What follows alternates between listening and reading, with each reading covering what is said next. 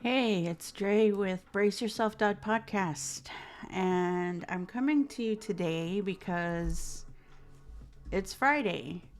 And I know yesterday was the holiday, and it's really tough on a lot of people. And I'm sorry I couldn't be here yesterday. My plan was to go on to try to make a video or post. But to be completely honest, it was not the greatest day for me either. Uh, Winter has finally arrived and graced us with its presence here in Las Vegas. Today, I'm feeling kind of slummy. Yeah, so I took a shower and I washed my hair, and that was about it. As you can see, I have no makeup on. I don't even know if they offer filters on this thing or not, but one of the things I wanted to talk about was grief. I know I've probably touched on it before, and I often get long winded, and those times when I get long winded is I start to go from different subjects back and forth. So please be patient with me if I start to do that. I would love any comments that you have regarding this subject. Grief is, let me start out by a little analogy that I learned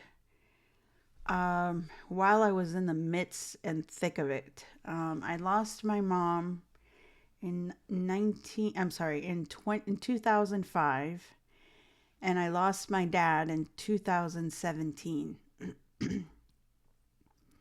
So, I lost my mom to heart complications. She had two major heart attacks. Once when we lived in Michigan, and then once when we lived here, or when we were living here in Las Vegas. And so we spent a lot of time calling EMS and first responders since I was probably about 16 years old. My mom was originally adopted, as I've mentioned before in previous episodes. And so I don't know exactly her medical history. I know she comes from a long line of substance abuse. And she had three half sisters, but it seems that the substance abuse affected only two of them. So I don't know how that works. I don't know if it was genetics from each father because they all had different fathers. But anyhow, so my mom had heart complications. And as difficult as it is to speak about this today, on the day after Christmas, I don't want to be a bummer for those who feel the Christmas cheer. If you're feeling the Christmas cheer and you're all happy and you're with your family and friends and don't want this downer, shut it off. For those of you who maybe need to hear someone else's story and need to know that you're not alone during these holidays, raise your hand. I'm here for you. And if I could go live on YouTube, I believe I don't have quite the access to go live on YouTube just yet for some reason. Maybe I haven't posted enough videos. I don't know. I'm kind of new to the whole podcast thingy, even though I have had several guests on my show, and that's why you see me sometimes a little, robotronic, and I need to be a little bit loosey-goosey, you know what I'm saying? And I think sometimes when I have a guest, I feel a little bit more tense because I want to make it a good experience for them, an honest and raw, completely themselves experience. And I don't want to make it at all about me. But since I don't have a guest today because of the holidays, it's very difficult to schedule a guest to be here. However, let me jump back to see how I jump back and forth. So anyway, my mom passed away in 2005. In 2005, they finally performed heart surgery on her, open heart surgery. We were going in for a regular angina testing for her very early morning, like at 3 or 4 in the morning. And her appointment was like at 5 here in Las Vegas. And so we went in for this normal checkup. And my dad and I were sitting there for like, I don't know, maybe 2 hours wondering what's taking so long. You know, normally her checkups took maybe 20, 30 minutes at most. And so all of a sudden, a couple of double doors like push open. And here comes my mom, like on a gurney. And they stop right in front of us and they said to us, if we don't get her to do open heart surgery right now, she's a ticking time bomb. She has 5 arteries that are completely clogged. I apologize. It was 4. It was 20 years ago, so my memory kind of sometimes catches up with me. But anyhow, so it was all kind of stunning to us because we were told this wasn't what we were expecting. So I asked my mom, and I said, you know, what the HE double hockey sticks is going on around here, you know? And she said, just make sure you go home and take care of your grandmother.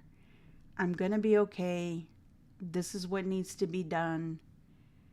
I've lived with this pain for long enough. If this is the solution, they'll need to do it. No fear in her eyes, no fear in her face. She was just very, what's the word? She spoke with very hard conviction. And when my mother spoke with conviction, I instantly knew she was telling me, you need to do this and you need to do this right now. So I told my dad, stay with her. I'm going to run home really quick, which wasn't quick at all. But I ran home. I took care of my grandmother. My grandmother had full-blown dementia. She was bedridden.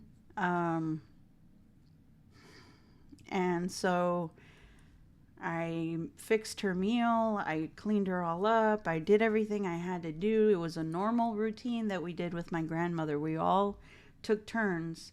I didn't ever allow my mom to like shower her or lift her because we didn't have any electronic devices like an electric chair or an electric bed or an electric anything, even a wheelchair, because she was literally this house is basically I am still in the call, yo. I don't understand why it's not recording me.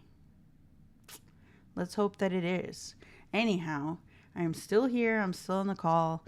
And so while I was doing all of that, I was keeping in contact with my father. All we had was our cell phones. So as soon as I got done with that, I left and I went back to the hospital.